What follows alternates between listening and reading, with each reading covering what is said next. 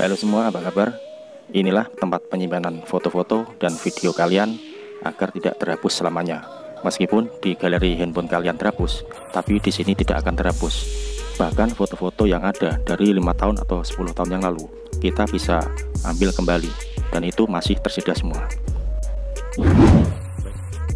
Inilah tempat penyimpanannya teman-teman, yaitu di Google Foto. Kita tap dulu Google Fotonya.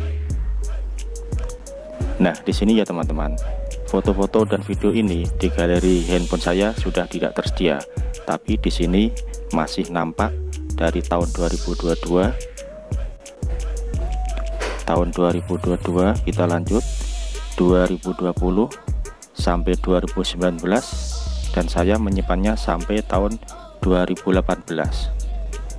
Nah, demikian ya teman-teman, yaitu tempat penyimpanannya adalah di Google Foto. Sekian, terima kasih, dan jangan lupa untuk subscribe. Wassalam.